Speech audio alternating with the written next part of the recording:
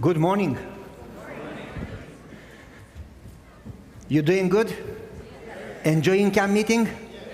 Praise the Lord, praise the Lord. Amen. You don't mind if I take my jacket off?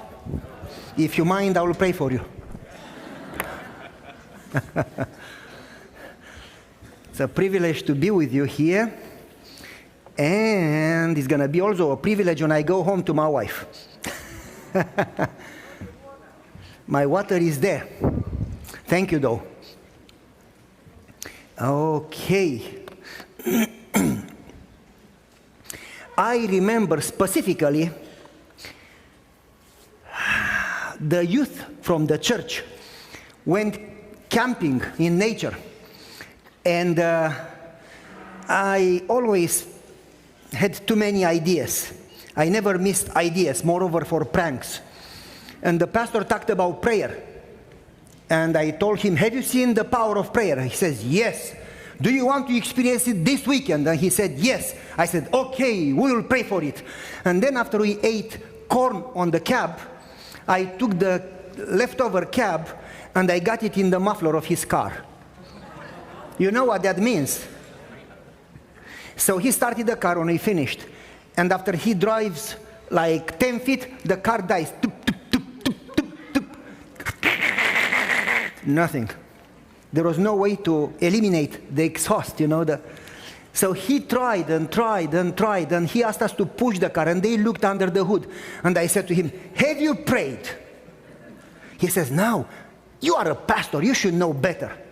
They got around the car, and while they prayed, I pulled the corn cab off the muffler. And then he tried, and the car started. And I said, you see if you pray? Well, one of the youth saw me. He kept only one eye closed during the prayer. And he told the pastor. And the pastor said to me, you are a good kid. You learn so many Bible verses by memory. You know chapters by memory. You come to church. But you never get it all straight. Do we ever get it all straight? It seems that while we do go to church, and while we do love the Lord with all our heart, it seems to me that we... Oh, come on, start please. Oh, sure it doesn't start. Now it should work.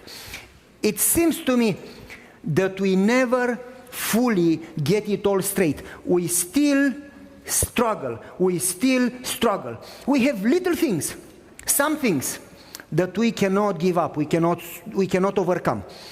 And yesterday we talked about finding Jesus with all our heart, loving Jesus more than anything else. You remember? Well, that's not enough.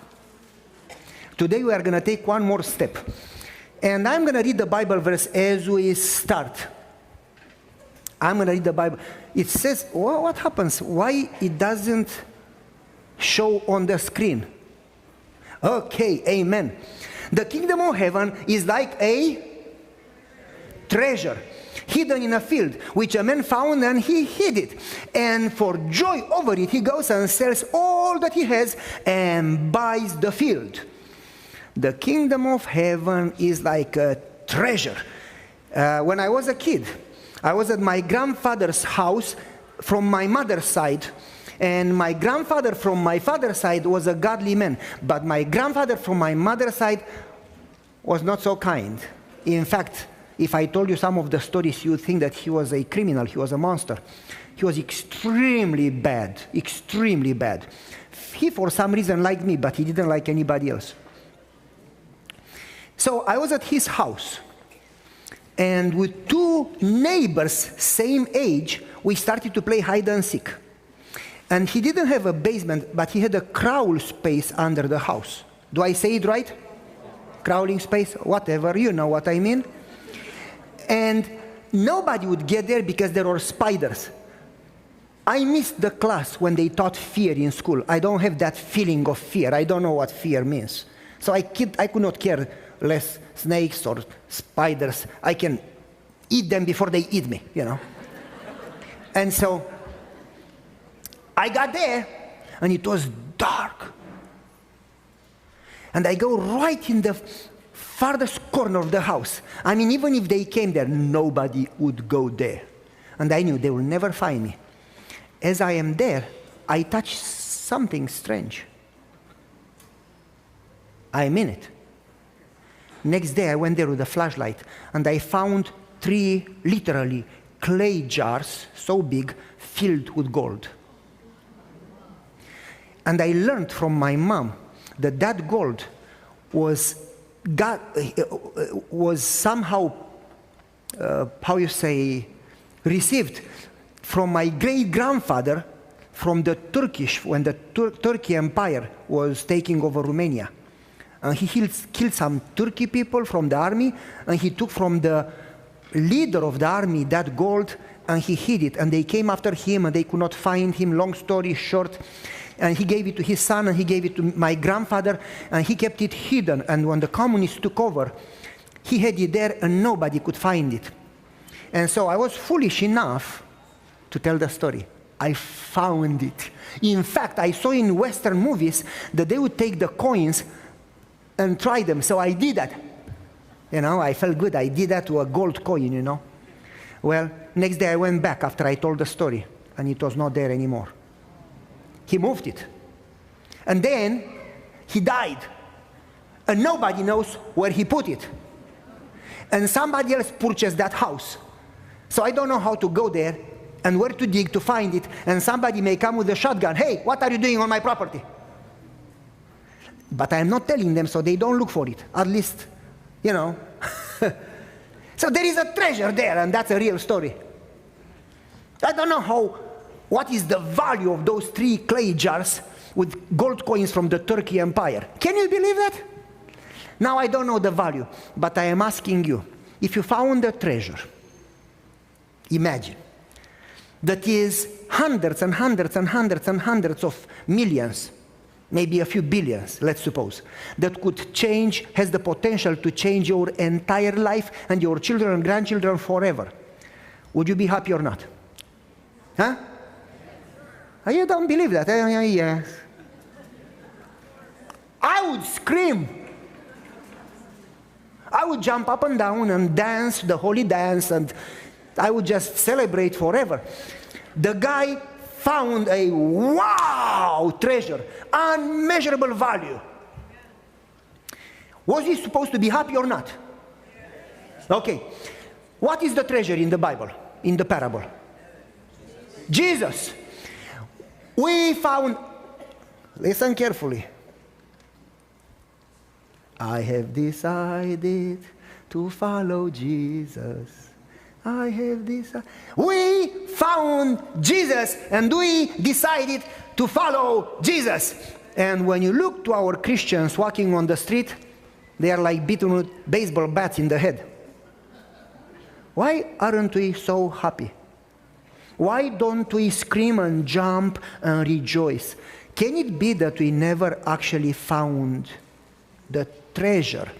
So let's dig a little. Why do we struggle in our Christian life? If we found Jesus, if we got baptized, if we gave our life to Jesus, why do we still struggle?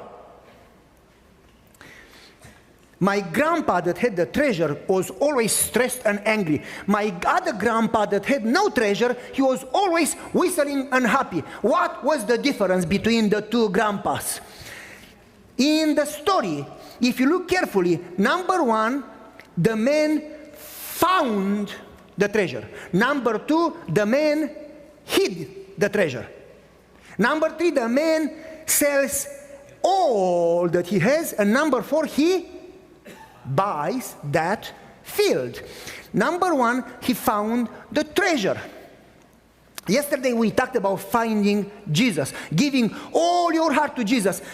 I have decided to follow Jesus. Is that good or bad? You found Jesus, you gave your heart to Jesus, you got baptized. Is that good or bad? It's good, praise the Lord. I am glad you said it. I thought you didn't eat today. Is that enough? No. Why some people get baptized and they think that that's good enough, that's the end of the story? How can you give birth to a baby and says, okay, take care of yourself? That's not the end of the story, that's the beginning of the story. The baby needs to grow up. And so,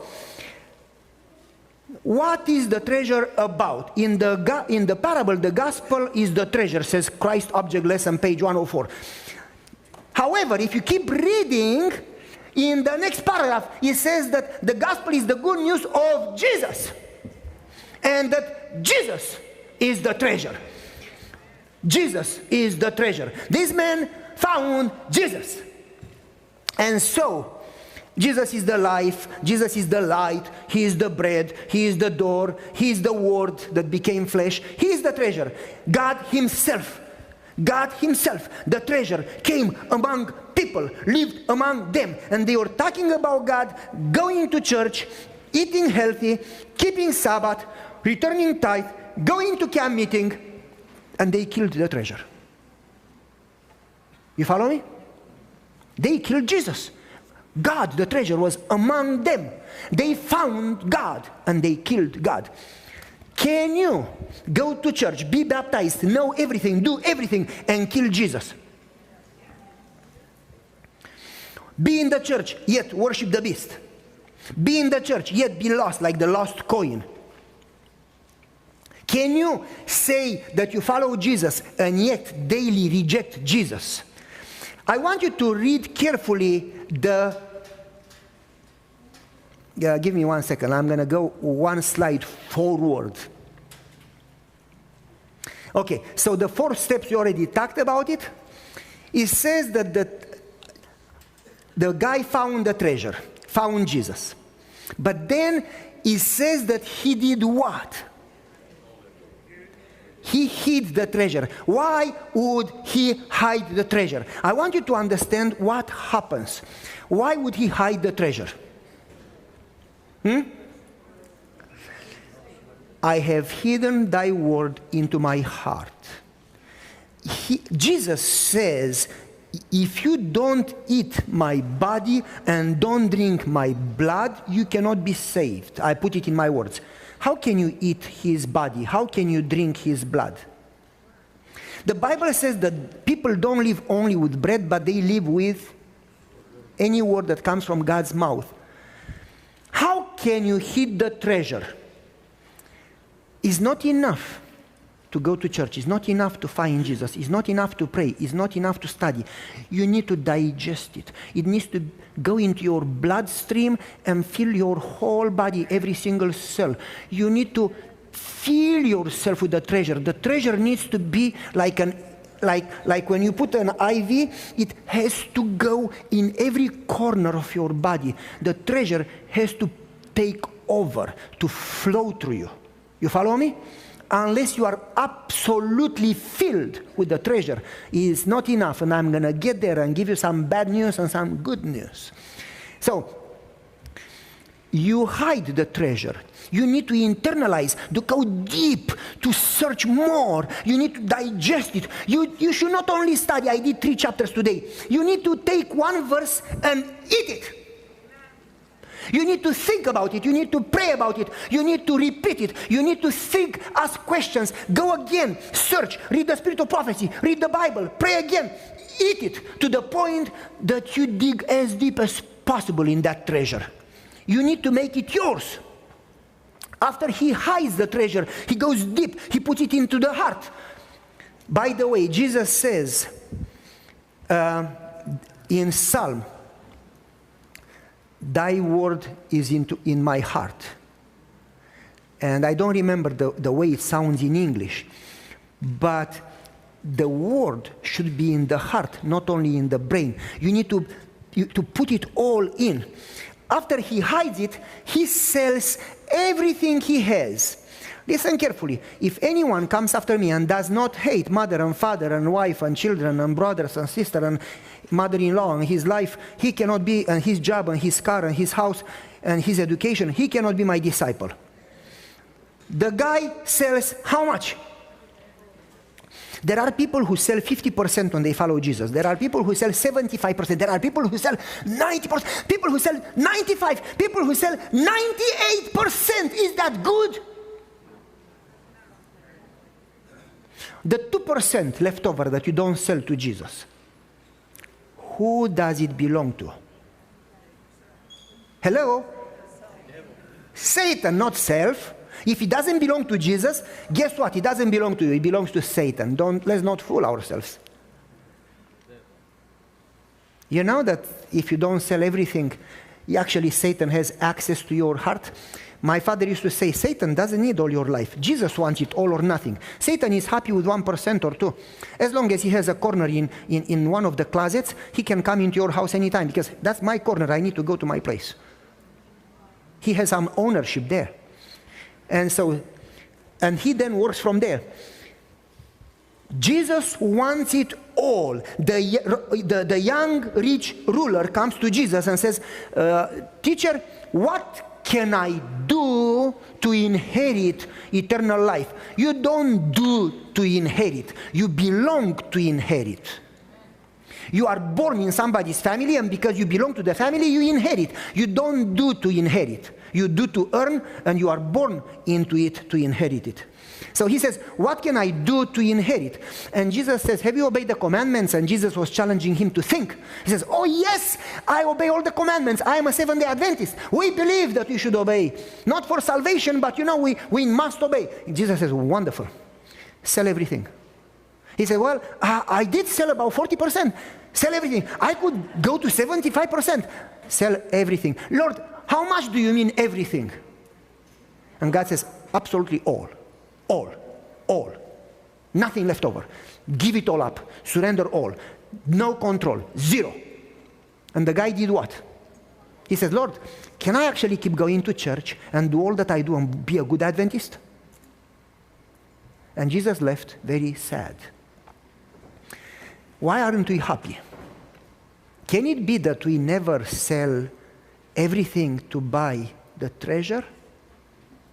Can it be? Can it be that we don't understand what we learned yesterday, what Paul says, that I consider all things a loss for the price to buy, for the price of knowing Jesus, my Lord? You cannot have it both. You cannot keep this and keep Jesus. You need to give this up in order to get Jesus. You cannot have the treasure and some corners in your heart that you keep for yourself. It's a lot easier to keep Sabbath and keep all the doctrines than to surrender. Would you agree with me? And that's what God is looking for, the whole heart. So, how do you do that? The kingdom of God is like treasure hidden in a field. The man finds it, hides it, and then he does it how? Joyfully sells everything. Have you seen people that do it gradually? I got to go to evangelism. We have work B. Oh man, again. You follow me? Don't do it. Unless you do it joyfully, don't do it, because it's not received. You give it with all your heart and consider it a privilege, praise the Lord. If not, keep it. God doesn't need your money. Literally. God can multiply a penny and make it into a treasure. God doesn't depend on you. In fact, all you have, He gave it to you, and God can multiply whatever. So if you don't realize that He gave it to you, and you don't want, I'm not talking about money, I'm talking about everything. And if you don't give whatever joyfully, don't give it. I remember very clear when I was struggling with some issues of giving. And my father called me and said, son, who gave you this and who gave you that and who gave you that? And one of them was my motorcycle, you know. And my motorcycle, I believe that I can take it to heaven because my motorcycle never sinned. And yes, what's wrong with that? I'm kidding. And my father said, do you love God more than the motorcycle? And I said, yes. Then give it up. And I said, well, God doesn't need my motorcycle. We look for excuses to justify what we do because we like it too much. And the things that we are not ready to sell are the things that we worship. And whatever comes between you and God, that's your God. And you can fool yourself and say that you worship God. We actually worship the things that we are not ready to sell. Give up everything that is between you and God. If not, that thing is going to choke your relationship with God. That thing is going to take your salvation, is going to take heaven from you. Do you love Jesus more than anything? If that anything is something, you need to give that up. Why would God ask Abraham to sacrifice his son?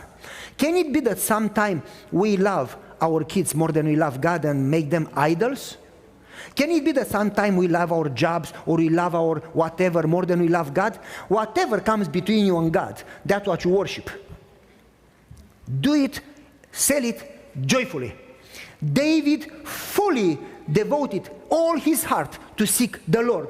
But in Hebrew it says that he fully set his heart to seek the Lord. That means that he programmed his heart. And even if he would fall, he would get up and he would say, this is the goal. This is the reason for this is the focus of my life. I'm going to seek the Lord all my life. And doesn't matter what happens, I'm going to get up again and keep seeking. I lost my kingdom, doesn't matter. I will seek the Lord. I sinned, doesn't matter. It's bad, but I will seek the Lord. And because he programmed his mind to live for one purpose, to seek the Lord. Because of that, God says, he is a man after my heart. When you fall, God doesn't say, oh, he failed again. When you have a baby, 9-month-old baby, and the baby is learning to walk and drops, you don't say to the baby, you failed again. You say, he's learning to walk. When you fall, God looks to you and says, he's learning to walk. But you need, the righteous, says the Bible, 7 times fails, but he gets up again. You need to set your mind, and instead of looking to what Satan wants you to look, to your failures, you need to say, I have decided to follow Jesus. I set my mind, I set my heart on this course. I keep my eyes on the captain of my salvation, and I am fully, with all my heart, ready to give up everything for the sake of fully getting the treasure. Basically, you cannot surrender, but you can choose daily to surrender.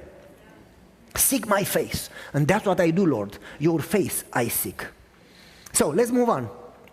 Paul, after 29 years of serving God, he says, and I want to know him more than anything else. You need to keep seeking that treasure. After he sells everything, he buys the field with the treasure.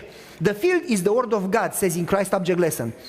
The word of God, that type of seeking to know God, prayer and study, says Ellen White that prayer and study should never be separated. She says they go together. Through prayer we talk to God, and through the study of the word, God talks to us. We should never separate them. How many people have the habit to study and pray?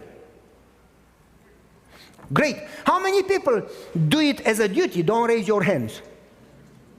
How many people do it for the sake of seeking the Lord and knowing the Lord and finding the treasure? Think about it. Praise the Lord. So, listen carefully. The treasure, if you are serious, if you are with all your heart serious about the treasure, about Jesus, you are serious about prayer and study. You are serious about daily surrender. You are serious about commitment. You are serious about giving up. When God called Abraham and said, leave your country, Abraham didn't, okay, let's sell the house, see how much we get, put the money in the bank, and then see where we go. Let's get the plane tickets, and let's get the hotel rooms in the next location. Abraham left. He didn't say, what am I going to do with my house? Who is going to pay the bills? What am I going to do with my retirement, my job, my family, my children? He left. Because he knew the Lord, and if God says he will provide, you need to seek him first, and the other things will be covered. The reason we don't trust the Lord is because we didn't find enough of him, to know him enough, to trust him enough, and therefore we struggle. The solution is not to provide to the point that you feel safe. The solution is to know to the point that you feel safe. I don't know if you heard what I said. I know you did. So, if you want to find Jesus, you need to be serious about prayer, study, commitment, daily surrender. Christianity is not only to encounter Jesus, to be baptized, to find Jesus, to commit your life, to be converted. But it's to go daily back to prayer and word, and daily seek the treasure, and be passionate about more of Jesus, more of Jesus. I told you yesterday, the more you seek him, the Bible says that if you seek me with all your heart, I will let myself be found. The more you draw near to him, the more he draws near to you. The more you seek him, the more he shows himself to you. And then you see him and you say, wow. And you know him more and you love him more and you want him more, so you seek him more. And when you seek him more, he shows even more of himself. And you say, wow, what a treasure. And you forget the other things and you love him more and you want him more and you seek him more. And he shows more of him. You follow me? And you should daily get closer and closer and closer and closer and closer to Jesus. And your whole life should be a quest of finding Jesus. It's not enough to be baptized. It's good, but you need to keep growing. The more you seek him, the less you get the other things in order to get more of Jesus. You cannot have in this space room for both. You need to get something out to get something else in. Let me explain how you do that. In the World War II, in order to get the islands in the Pacific, they used three-step strategy. Number one, they were softening the place.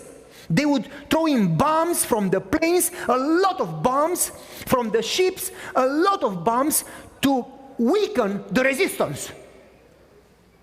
Number two, they would get in the island, in a corner, take over, establish a base that belonged to them.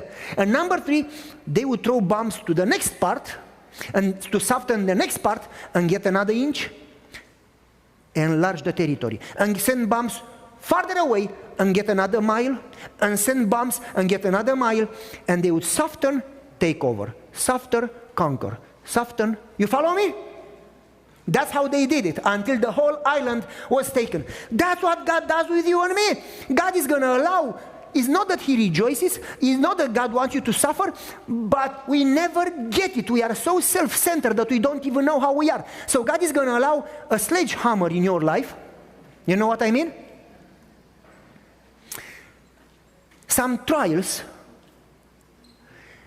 And as we hit the trials, that means if you have trials, it means that the place is hard. It needs to be softened.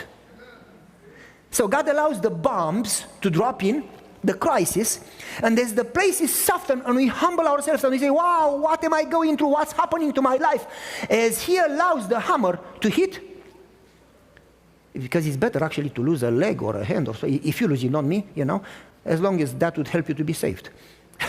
So God allows the hammer in your life to soften the place, and when the place is softened, then God takes over a little base, a small corner in the island, and we call that conversion, baptism. I gave my life to Jesus. I have bad news for you. You did not give your life to Jesus. You did not give your heart. You gave him a base, a corner. You still have a lot of bad stuff in your heart when you get baptized. He needs then, that's only conversion. That's only righteousness by faith. You follow me? It's not sanctification. Then God needs to take another inch and slowly get out this and that and that and that and that, and until he takes over the whole heart. You didn't give your heart to Jesus, you gave him a base. Do you understand what I am trying to say? And he needs to go through that process, and that takes a lifetime. Because justification, when you give your life to Jesus, takes a corner. Sanctification takes the whole heart. Whenever the bombs drop and the hammer hits, what do? We try to fix it. We look for a solution, we start calling around, we start complaining, we start blaming the spouse, the pastor, the church, or whoever else, but not self. We start to pray, Lord, please, look what I am going through, Lord, please solve it. And instead of seeing the big picture, that God is actually softening our heart, and selling the bad stuff out and replacing it with a treasure, instead of saying, Lord, why do you allow it? Help me grow. Help me mature. We try to solve it, and we think that enemies are attacking our island. It is God softening the place. Do you understand? Lord, please fix it. Look what I am going through. Now, you don't need to be fixed. You need to be surrendered. You need to give it up. You need to let it go. You need to learn to fix your eyes upon Jesus and remember that He's in control. He doesn't enjoy you to suffer, but He loves you more than you'll ever know. And you need to fix your eyes on Him and trust that He is working on you. Okay. The hardest part in the Christian experience is not when you give your life to Jesus, is when He is softening the place and taking the territories that you never sold to Him. Salvation is when God takes the whole island, the whole heart, and He has full control over it. Who has control in your life? You die to self daily, and He lives in you. Just then, you have the whole treasure. You consent daily to give it all your territories to Him, and then He can restore His image in you. So, many people get old and they still did not experience salvation. They still, their heart is divided. Now, let's take another step forward. We often confuse conversion with discipleship. We confuse conversion with discipleship. I'm going to give you a Bible verse. It's a few slides ahead. It says that Jesus was talking to a great multitudes, and they came from Judea and from Jerusalem, and the disciples were there around Him. Now I am asking you, who was the multitude? The crowd. Who was the multitude? Jesus was talking to a large crowd. And He says then they were from Judea and Jerusalem. Who were the people from Judea and Jerusalem? Were they the Gentiles or God's people? Do you get it? Jesus was talking to the Seventh-day Adventists, and there were two groups, the church and the disciples. The crowd, everybody here, and the disciples. That's only me. I'm kidding. Okay, and so many times we confuse conversion with growth and discipleship. We think that if we come to church and get converted and are part of the crowd, we don't need to grow to fully following Him and fully allow Him to take over and fully be a disciple. But if you don't give up all things, you are not worthy to be called a disciple. So, let's talk about it. I count all things a loss for the price of getting Jesus, for whom I have lost all things, and I count them skubalo, that means animal excrements, waste, rubbish. What are those things, all territories that we need to give up from our heart? Let's go through them a little. Listen, pride. Do we have pride problems? Yes or no? When you get baptized, you go into the water, you die, and the pride dies. When you get out, guess who comes out with you? Pride. And you go home and you argue with your spouse. Do you know why you argue with your spouse? Pride. You think you are right. If you're humble, you not think that you not think so high about yourself. You just keep quiet and be humble. We argue because we are proud. We get upset because we are proud. We get offended and hurt because we are proud. If you have no pride, nobody can offend you because you are humble. You don't think a lot about yourself. You say, I have no value. My single value is in Jesus. And if you offend me, you offend Jesus because I am nothing. I am dead. I have been crucified, and you cannot offend dead people. All you can do, you can offend Jesus because I am dead. He is alive in me. So if you are humble and if you die to yourself, you cannot be offended. People can kill you and you say nothing because you know Jesus is going to defend you. Pride, we need to sell that territory. Selfishness. Are we selfish or not? Oh, all we do is for ourselves. We eat for ourselves, we get dressed for ourselves, we buy cars and houses for ourselves. We even pray for ourselves. And so, all we do, it's about self. Self is in the center. And Ellen White says that when we put self in the center, we do what Satan did. Jesus came and he gave up self, and he came to serve, not to be served. And we need to give up self. Selfishness. We need to sell that territory too. Control. We try to control everyone around, even God, in our prayers. We do whatever to convince him to do what we ask. You remember the saying, husband and wife. The husband says, I am the head. And the wife says, I agree, and I am the neck. Neck. I don't mind to be the neck as long as the neck can turn the head the way the neck wants. The problem is who controls it? Who has the last word? We love control. Don't we? Temper. I don't have a temper, huh? We do or we don't. I know a church, I'm not going to tell you where, in the US, where they had a fist fight, and the police came and the ambulance came, and the ambulance took one and the police took the other one. That was a holy fight. Do we have a temper? I like to have my shoes shiny, not these ones, but all the others. And I was in the train, and somebody stepped on my shoes, and I exploded. Don't you see where you walk? And then I had to get a napkin and get down and get it shiny again, and then somebody stepped, and I got stomach pain. And I was like, they are stupid, they are blind, they are evil. They always step on my feet. And my wife says, before you give it up, they are going to step all over you. I said, I cannot give it up. And eventually I got so angry that I said, it's not good with me. So I said, you know what? Walk all over my shoes. And nobody did anymore. Isn't that crazy? Satan knows what you are sensitive to, and he's going to send that one to get you. And before you give it up, you never overcome. And only what you give up you get, and what you try to save you lose, and whatever you lose, that's what you save. Isn't that strange? Temper. At the church we are saints. When we go home, we develop horns. We need to sell that territory too. Traditions. We Adventists don't have traditions. The Catholic Church has traditions. Really? I was in a church somewhere, I don't tell you where, and it was hot. Over 100. And no AC. And the church was absolutely packed. And I tried to take my coat down because I was already being in a sauna.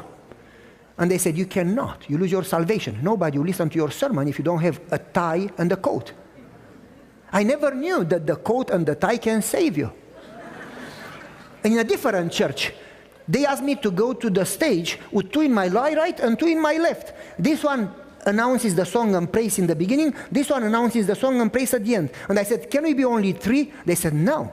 This is the rule in our church. I said, show me in the Bible. I said, Pastor, that's our church. You like it or not? I said, okay. Traditions. Do we have traditions or not? Oh, I could name a few that you will not like, but I am not going to go there. Traditions. Gossip. Oh, don't we love gossip? Some people live with it. It's like water for flowers. They don't even develop or grow or sleep or eat before they talk about somebody. They just love it. If you even listen, you are part of it. You are guilty. God sent you to love people and help people and pray for people, not to judge people. When you judge people, you make yourself God. Ellen White says, and I have here two quotations, I'm not going to put them on the screen, from Patriarchs and Prophets. Those that judge others take the prerogatives of God, make themselves God. Another quotation, put it in my words, both quotations. Those that justify themselves in their sins are most severe in judging others. People that judge others, they hid sins and they justify their own sins. Who gave you permission to judge and gossip and criticize? Who do you think you are? And then we talk about people who like to talk. You go to a prayer meeting and somebody can talk forever and never pray, and they talk everybody away from the prayer meeting because they never stop talking. They talk even more than I do. You know, basically they just talk until they kill you. They love to hear their own voice, and nobody does except themselves. Have you seen those? But you say, but that's not a big sin. You don't break the 7th or the 4th commandment. Shouldn't we be rather listeners than talkers? We do have problems, and we say they are small problems, and because they are small problems, we never improve. We just feel the need to improve big problems like Sabbath and integrity, moral issues. But small issues like criticism and talking too much and temper, we don't need to change. That's not too bad. And Satan is happy with that. In fact, people go so far that they criticize the church. It doesn't matter if you agree with something or not, but you got to love and pray for people, not criticize. They criticize the church and they feel that they are good and the church is bad. Who gave you permission to criticize the church? The church is God's object of affection and love. If the church, you feel that that's something wrong, you need to pray for the church and do your best to help. But not judge, criticize, undermine, that pastor, that conference president, that... If you're in their position, I'm not sure you'll do better. People who judge are people that have never been born again. Those sins are those that don't enter to heaven. Jesus says that a prostitute and the tax collector would go before the Pharisees and the teachers of the law in heaven. Why? Because the big sins, you feel bad about it and you cry and you repent. But the small sins, you don't feel bad, so you don't feel the need to change. It doesn't matter if you have an electrical cord, if you cut the cord, or if you roll with the tank over the cord and break 10 feet of the cord. Electricity doesn't go through regardless how much of the cord you break. It doesn't matter how big or how small the sin. It breaks your connection with God. It builds a wall of separation. When you commit it, even the smallest, is Satan leading, is not Jesus. We need to sell those territories. We need to sell them. Bad thoughts. We don't do that, do we? My father used to say, son, there are birds flying all over your head. I said, Dad, what can I do? I mean, the bad thoughts come. I said, well, there are birds flying all over your head. Don't let them make a nest on your head. You cannot stop them from flying, but you should not allow them to make a nest. You say, in Jesus' name, I rebuke you, get away from me, and you don't allow yourself to think. But let me go further than that. I mean, vengeful, hate, unforgiving spirit. Do we have that? If somebody that you don't like at work, in the church, somebody, and then you sing, meet me in heaven, we'll hold hands together. How are you going to get in heaven if you don't like somebody?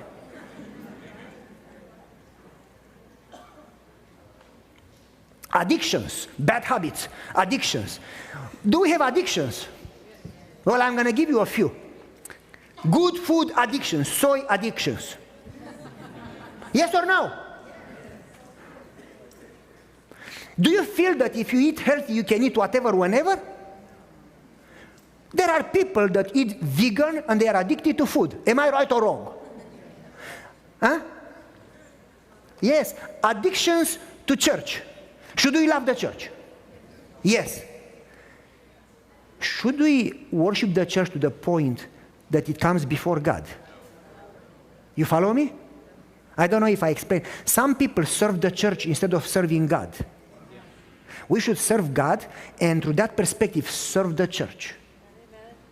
You understand what I'm trying to say? Not to mention Facebook addiction. Some people live on Facebook. They tell you what they did last night. Who cares? Don't tell me what you do every night. Keep it for yourself. Leave me alone. Cell phone addictions. Am I right or not? Shopping addictions. Sport addictions. Music addictions. I could go on and on and on and on. Hidden sins. I'm not going to go there. We need to sell all those territories. And then you talk about loving our family more than we love God. We do that or not? Focusing on job and things instead of God. Some people get 2-3 jobs and it's never enough and they are never satisfied. And when they see the neighbor's house, they say, man, if I had that house. When they see the neighbor's Tesla, I need to get a Tesla. Your Dodge is good enough. Your Chevy is good enough. Your Toyota is good enough. You don't need a Tesla. If you have it, give it to me. Never enough. Christians, some of them, never know the word enough. They always want more. They think that if they have more, they will be happy. It's like the turkey and the dog. The turkey and the dog on Thanksgiving, it's snowing, New York, they are outside, they look through the window, and the dog sees the dead turkey on the table and says, I wish I was inside. If I was inside, I would be happy.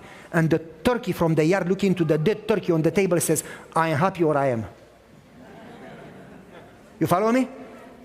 It depends on the perspective. Some people it's never enough. For them it's never enough. It's never enough. Because joy and happiness doesn't depend on what you have, but who you have. Not to mention that they become in bondage to things and to jobs, and they never have time for Jesus. If you ask them if they have time for study or for evangelism or for work or for the church, no, because I have 3 jobs. And Satan is going to give them more needs so they get more jobs, so they never have time to pray and study. And God should come first. You should put study and prayer and church before job, and you should trust that He will provide. Then some people, if you, basically, they love money. If you give them money, I know families, I'm not going to tell you where names, you give them 10,000 as a gift. They still complain they don't have money. If they have 3 jobs, if they never have money, they go in vacation, they never have money, and you can keep giving and giving, and they still complain. And some people have money, they don't complain, but they never give a penny. They would rather die, get out an eye, than to give a penny. Their hands shake instead of giving something, you know. And so addictions, territories that we need to sell. Some people are lazy. Some people never work. Never, ever, ever work. For instance, I asked somebody, he came and asked for money, and he was healthier than me. He was a big guy, healthy, and he says, can you, pastor, give me some money? And I said to him, do you have a job? No. Are you sick? No. But I've never worked in my life, and my parents and my grandparents, nobody in our family has ever worked. And I said, come and mow my grass, I'm going to pay you 15 an hour. He says, I don't mow. I said, then wait until I give you money. Well, but you are a pastor. I said, yeah, in heaven I'm going to give you money. Some people never work. Oh, some people work too much. Sports and politics. Should we go to those territories that we need to sell? People have become so polarized when you talk about politics in our society that, listen carefully. In our society, if you don't agree with somebody, they become so emotional that they are ready to kill you. Hey, you don't have to be a Republican or a Democrat to understand that you need to love your neighbor. It doesn't matter if they agree with you or not. You don't have to agree with them, but you need to love and respect and pray for them. I have bad news for you. Politicians, regardless if Democrats or Republicans, don't care about you. They care for self. Why do we become so emotional that we forget to love people as we love self? What happened to Christianity? Competitiveness. I had a friend who would want to win every game, and every time he lost, he would get angry. I said, okay, I'm going to let you win. No, I need to win. Why are you so competitive? And I could go on and on and on, but I need to finish. So, the hardest part is stage 3, to sell the territories, to fully give up, to fully surrender, that Jesus is fully in control. And He, because we are so hard in selling, because we are absolutely unable to surrender and to get victory, He allows challenges and crises in our life. He bombs the territory to soften the hard heart. And then He takes another inch. So when that happens, instead of fixing it, you should rather say, Lord, help me grow. How do you sell the territories? God created in heart an empty hole, a space that only God in that puzzle of the heart can fill. And God put Himself there, and as long as you have God in the heart, His presence, listen, not His presence brings all other things, like health and joy and peace and salvation and intelligence and family and food and work and leadership and music and computers and cars. And His presence takes care of you. Satan has done something different. Satan replaced God with God's blessings. And that's where sin comes in the picture. When we took God out and put God's blessings in, and then we seek blessings instead of seeking God. We are in love with blessings instead of being in love with God. And we pray for blessings instead of praying for God. And we crave blessings instead of craving God. God did not call you to 100% perfection, but to 100% surrender. And when you surrender daily, He's gonna grow you daily to the stature of fullness of Christ. You cannot sell the territories. You cannot change your heart. You cannot overcome in your strength. But you can daily sell, surrender, invite, choose. You can say, Lord, today I am unable to survive. I have this problem, and you name it, gossip. I have this problem, and you name it, anger. But today you say the words, I sell it to you. I give it to you. Please, I am unable, take it. Do whatever it takes, even if it hurts. Use the hammer and the bombing and the surgery and whatever it takes, and replace that territory with your presence. I trust that you'll do it because you promised so. And you daily call Him in, and you daily surrender and sell another territory. And He will get the whole island. Is your joy found in the Lord or in something else? You cannot have both. Don't love the world and the things in the world. If anybody loves the world, the love of the Father is not in him. The crowd came to be healed. The church came to church. I go to church to get a blessing. Came to church for a blessing. Came to church to be healed. Came to church to be helped. Came to church to be forgiven. Came to church to get something. The disciples came to get Jesus. Are you the crowd or are you the disciple? What are you looking for? Peter says, Lord, we have sold everything. We have given up everything. And Jesus says, whoever gives up all things will get 100 times here an eternal life. If you want to follow me, sell everything, and then you find the whole treasure. Two types of love. Either we love God and surrender all, or we love things and surrender partially. If you don't fully surrender, you hate God. You say, no, Pastor, we love God. We just didn't fully surrender. Now, this is what Jesus says. He who is not with me, he is. The things that you don't surrender is where Satan is therein, and Satan hates God. And because you don't surrender, you love those more, so you hate God. You are an enemy. When those things that are in the heart are not God, then God cannot lead. Religion is only a form without power, without joy.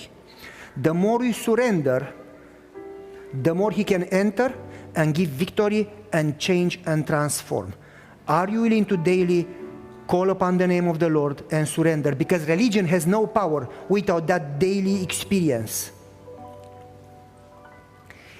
My computer refuses to work. If this is your desire, let's sing together. All to Jesus I surrender.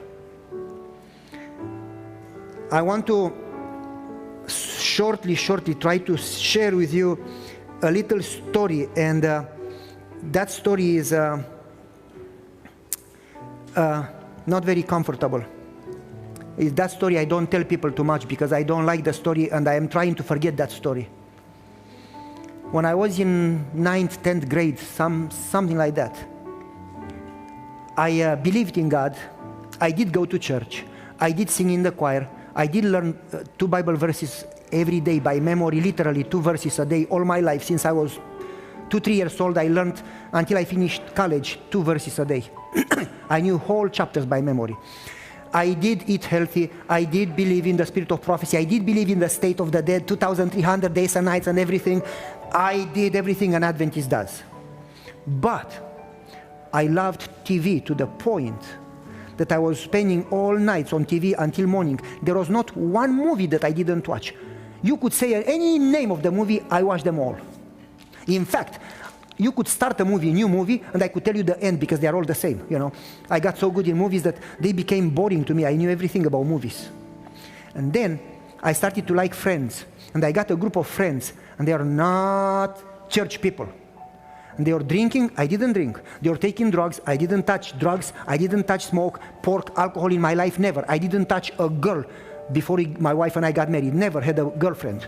But I spent every night with them, and they were telling terrible jokes, and then they were whistling after girls that would come from work at 11 p.m. And they were pushing the girls and saying bad words to the girls, and I didn't feel good.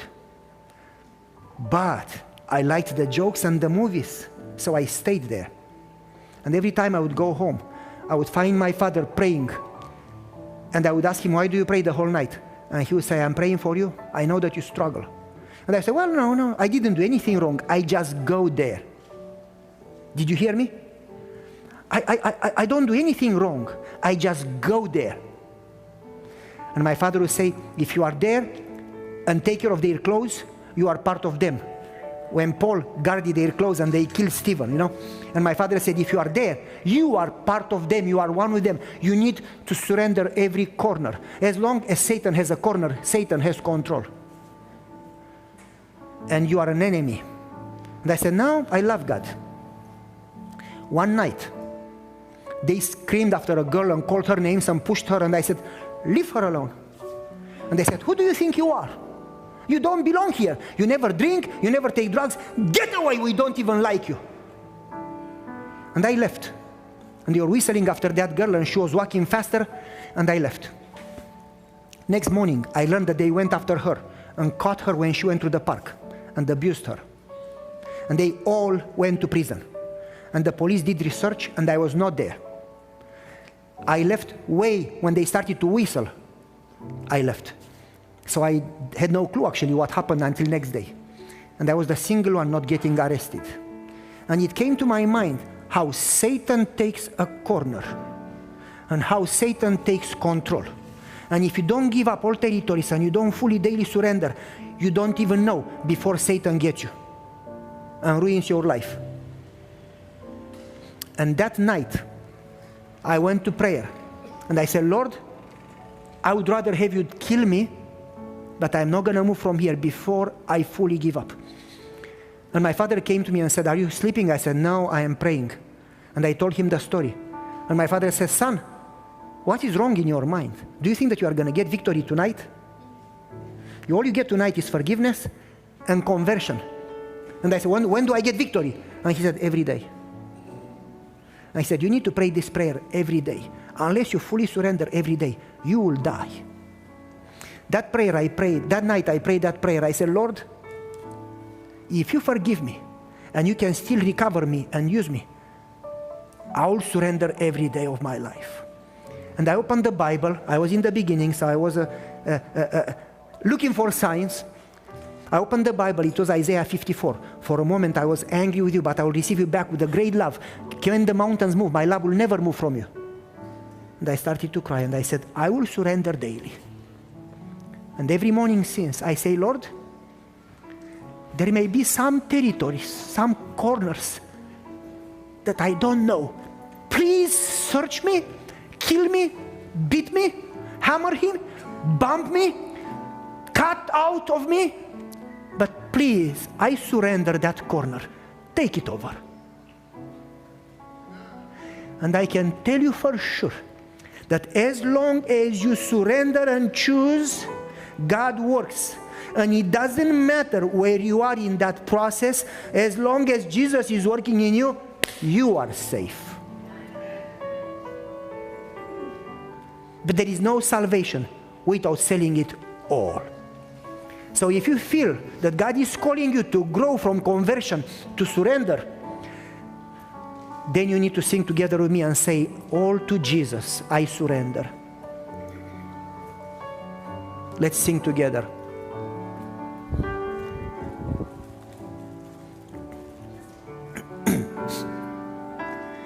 All to Jesus I surrender, all to Him I freely give. I will ever love and trust Him, in His presence daily live. I surrender all. I surrender all. All to Thee, my blessed Savior. I surrender. Father in heaven, we come in humbleness. We confess that we cannot change our hearts, we cannot change our minds, the human nature. It's all beyond our power or anything that we can do. We don't deserve it. We are so small and so weak. But Father, you promise that if we seek you with all your heart, we will find you. You promise that those who come to you, they will not leave empty-handed. You promised to give victory to those who seek you. Father, please help us understand the unmeasurable value of Jesus, the treasure. Help us desire you more than anything else, and help us daily surrender, daily in the morning seek you and sell everything and say, Lord, please take it because I cannot do it. I give it to you. I give you permission. Do whatever it takes. Please grow me to be like Jesus. And help us to fix our eyes on you and to trust that you who started this work, you are able and you will finish what you started. And we don't need to deserve or to understand. We need to trust in Jesus because it is so sweet to trust in Jesus. Help us never look to self, but always keep our eyes on you. We pray in Jesus' precious name, and we believe and we love you and we praise you and we thank you, Lord. Amen.